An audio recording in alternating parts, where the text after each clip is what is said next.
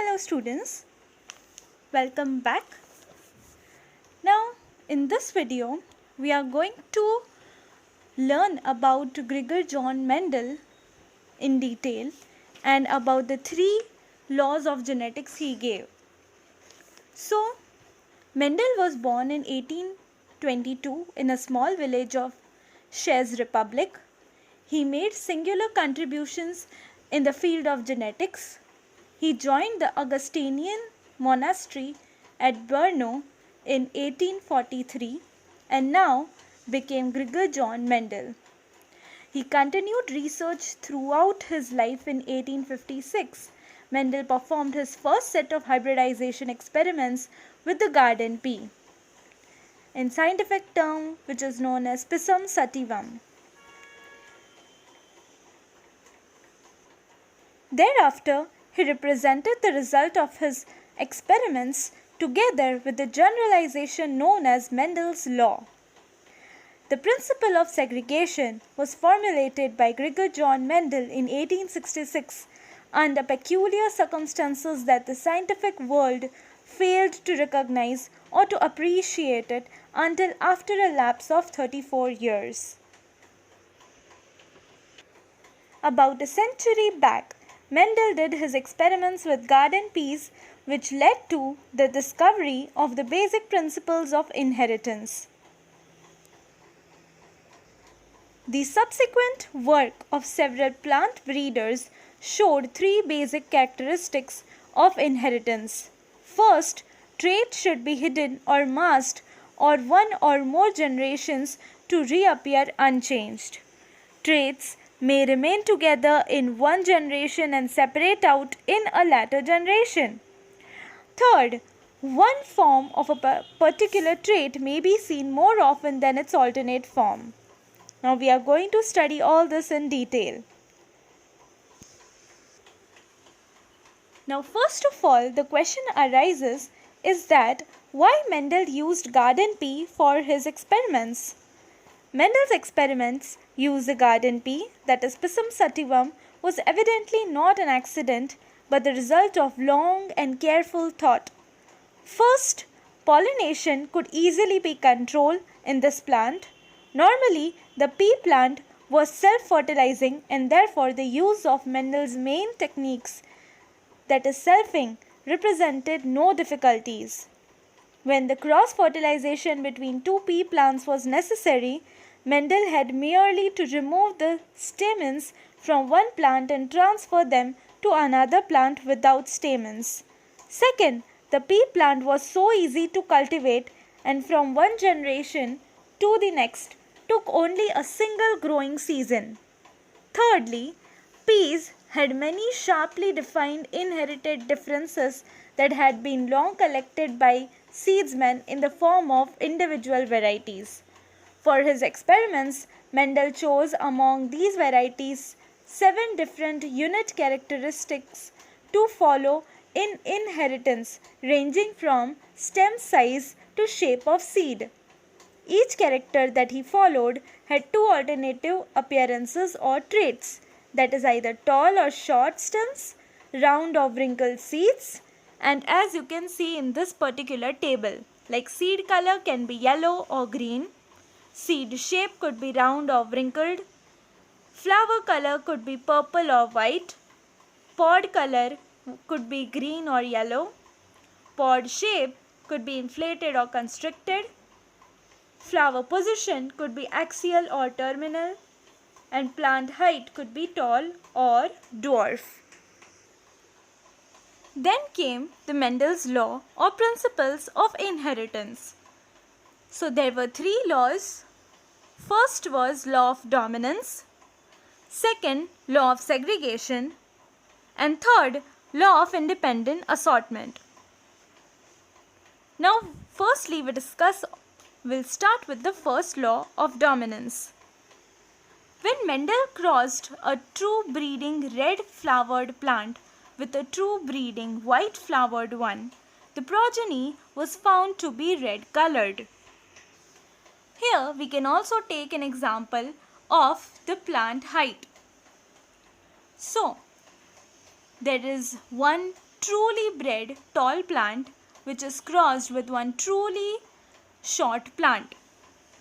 Now firstly, when they are crossed, so their F1 generation shows that both the plants which are obtained are tall.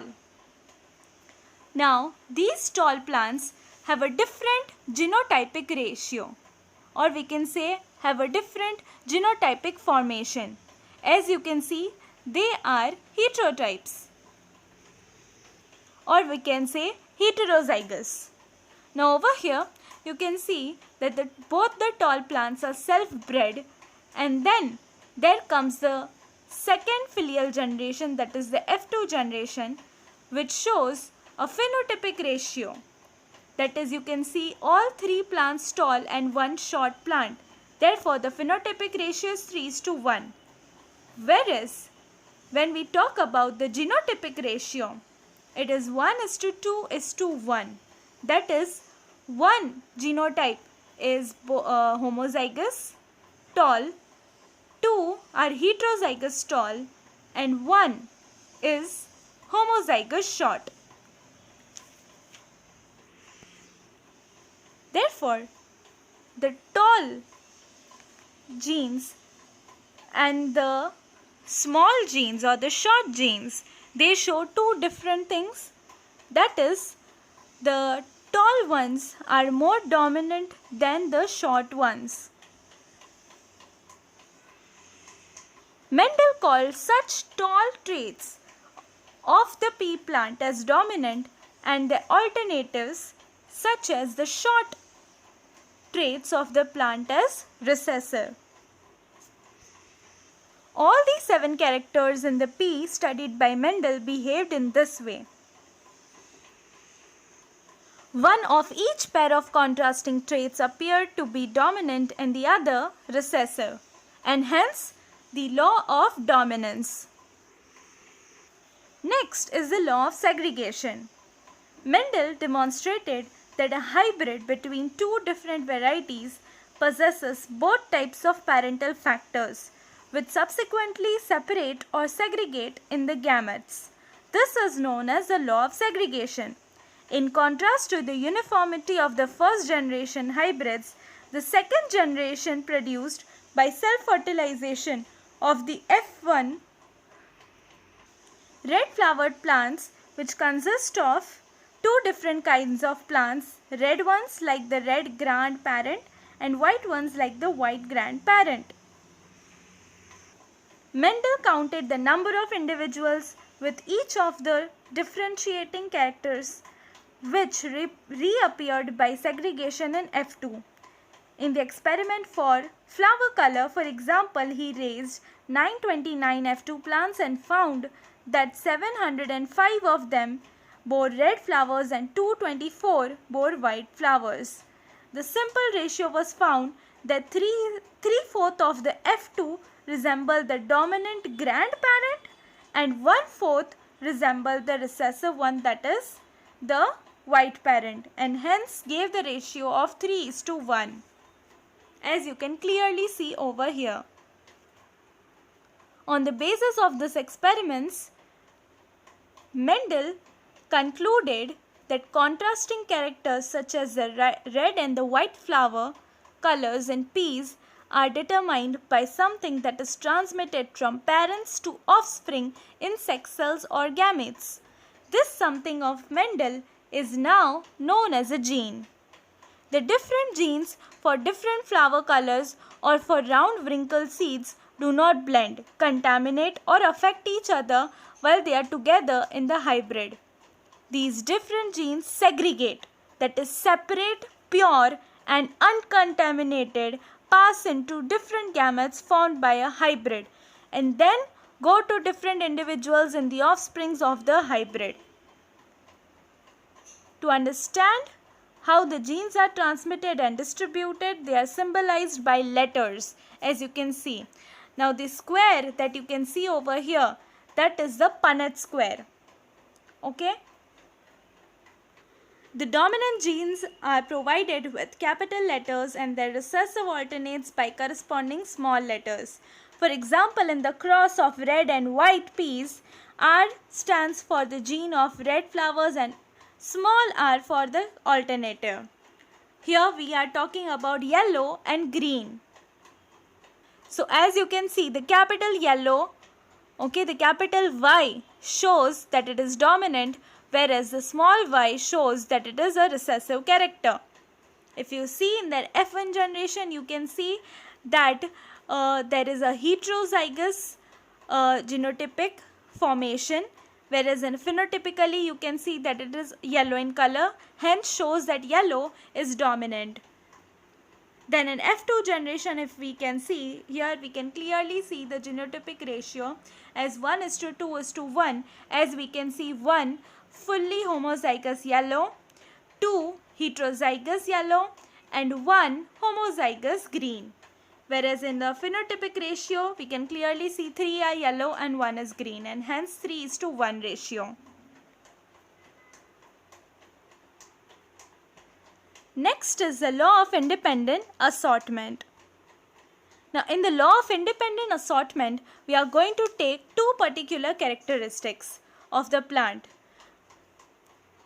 Like for example, here we have taken yellow and green pod color, and the another characteristics that we have taken is the seed shape, that is round and wrinkled. Now here this particular square is known as the Punnett square. We have to cross each possibility obtained from the F1 generation. Now as we have taken two particular characteristics, this is known as a dihybrid cross. This type of cross, which involves two characteristics separable in inheritance, is known as a dihybrid cross, and a cross which involves single pair of alleles is known as a monohybrid cross. Now, an F2 generation was obtained consisting of 556 seeds of the following types. That is, we can find the round yellow seeds. Now, here we are taking overall 16. Therefore, we are taking 9 round yellow, 3 round green, 3 round yellow and 1 is round green. And therefore, when we talk about the ratio, that is the phenotypic ratio, comes to be as 9:3:3:1.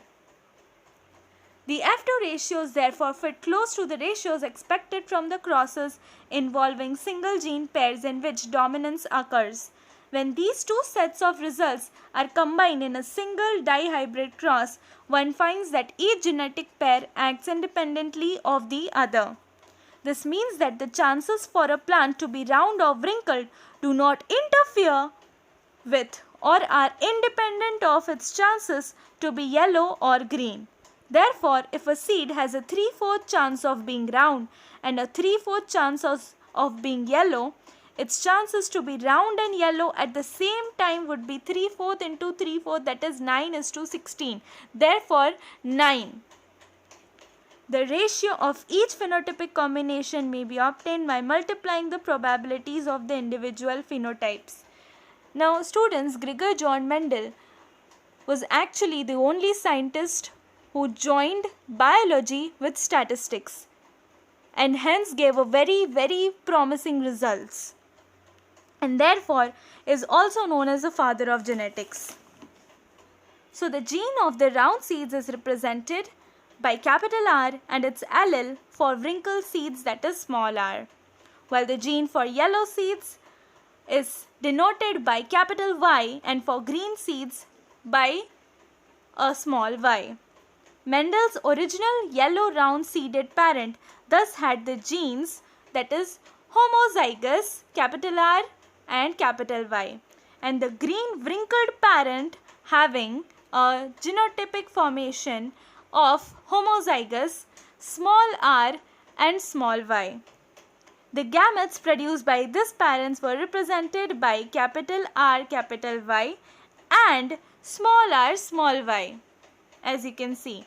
And consequently, the F1 generation The F1 hybrid zygote formed by their union has a genotype capital R, small r, capital Y and small y.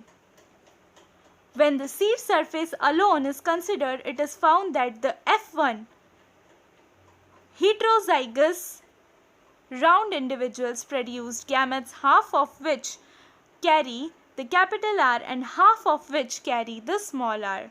Every gamete must contain within itself not only a gene for seed surface but one for seed color as well, and indeed genes affecting every other character of the plant.